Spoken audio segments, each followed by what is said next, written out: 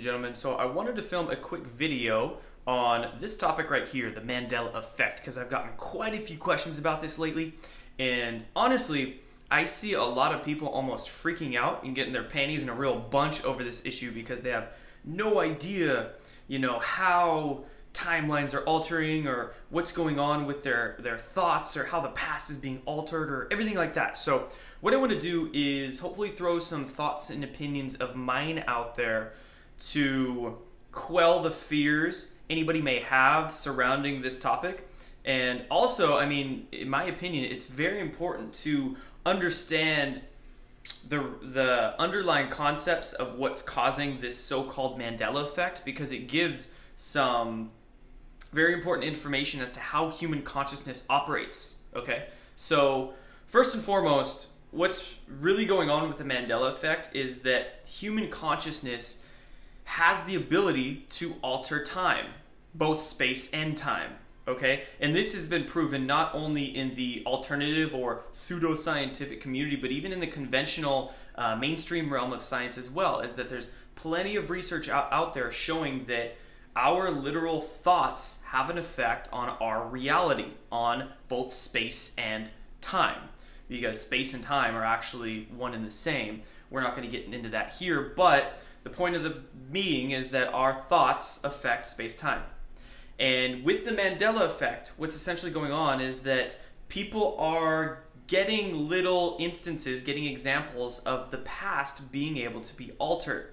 Okay, so whether it be the name of some television show or the lines in a movie or whatever little detail that people misremember, they don't necessarily misremember, they remember differently than what they thought had been in the past. Okay, and this is what's freaking people out, because people are like, oh my gosh, right? If the past can change, is the present even real? Is the future going to be real? And it's really weirding people out, but I don't think there's anything to be weirded out by. And in fact, I think it's really freaking exciting, because finding examples of the Mandela effect in action is really finding examples of the ability of human consciousness to affect our reality.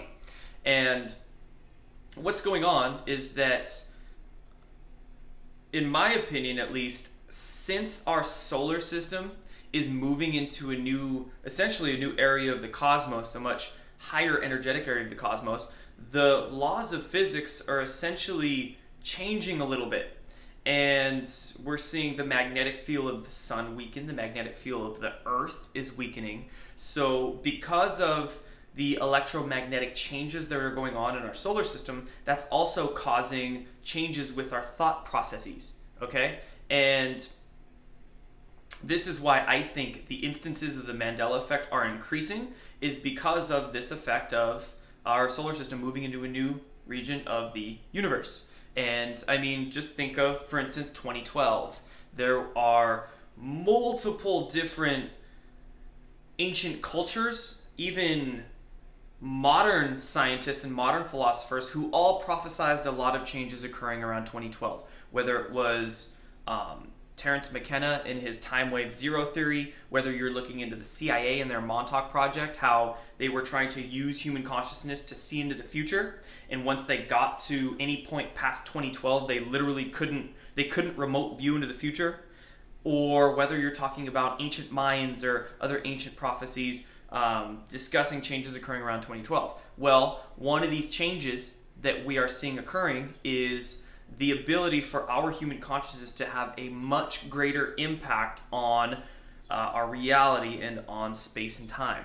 And what's essentially occurring is that, like I said, people are seeing examples of it now. But here's an interesting thing, though, is that these changes are occurring in past timelines with people not even having the intent of doing so, which is really friggin' interesting to me, because people are, we're seeing these changes occurring and people aren't even having the focused intent. So imagine if we got a group of people together who focused their thoughts on a specific change to occur. That's going to exponentially increase the likelihood of this change happening. And also, increase the amount of impact that they have on said timelines. So if we got a group of people together to, we'll say focused on the past, on something occurring or something changing, that's going to be so much more likely to occur. And also think of people then focusing those intents and thoughts into the future. Well, that's literally going to gravitate that towards you to happen at a much more likely rate. So the Mandela effect, in my opinion, is just a fancy name of saying that your thoughts can influence your reality.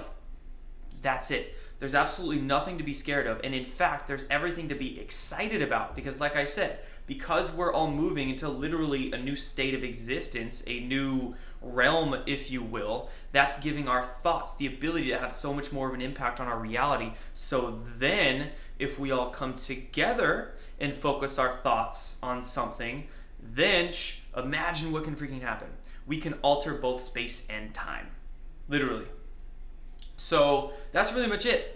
And those are my opinions on the Mandela effect. Honestly, I haven't spent too much time researching into the Mandela effect because it's kind of a buzzword to me. Oh, Mandela effect. Oh, no. Just look into human consciousness. Just look into what space and time really are. I just did a video the other day on Dewey B. Larson and his theories on space and time, how space and time are actually the same thing. They're simply reciprocals of each other. There's two sides of the same coin.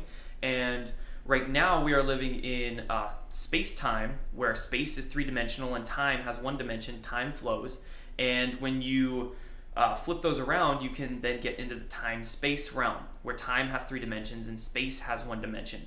What's essentially occurring is that our thoughts are having so much more of an energetic output in that time-space realm, in that metaphysical realm, that we're able to essentially affect any one of those dimensions of time so much more greater. We can affect the past, we can affect the present, and we can thus put our intention forward to affect the future. So as we continue along on this planet, the effects of our consciousness on our reality are going to be so much more greater. So remember, that also gives you a responsibility to be very careful with your thoughts, okay? The more negativity that you're going to put out there, the more that's going to attract negativity into your reality, essentially. So with this Mandela effect, really take it to heart. Take it to heart that you are the creator of your reality. Your thoughts literally affect the space and time around you. You can affect material, you can affect matter with your thoughts, and you can affect the metaphysical realm or time with your thoughts, okay? But also understand that if you have a positive or negative intention, as we progress, right, it's just going to get more and more powerful. You're going to attract more and more of however you think into your life. So be careful. If you're going to have negative thoughts and you're having a negative life, I don't feel bad for you, because you're literally inviting that to occur. If you're going to think positively, great, fantastic. I like you, because we're going to then be able to affect the future and bring us a more optimal timeline, or a much more positive timeline, because you understand the effects of your consciousness on your reality. And that's the reality I want to choose. I want the best reality to occur. So again, Mandela effect, it's just a fancy word to say that your brain affects your reality. So be careful with your thoughts. Peace out, guys.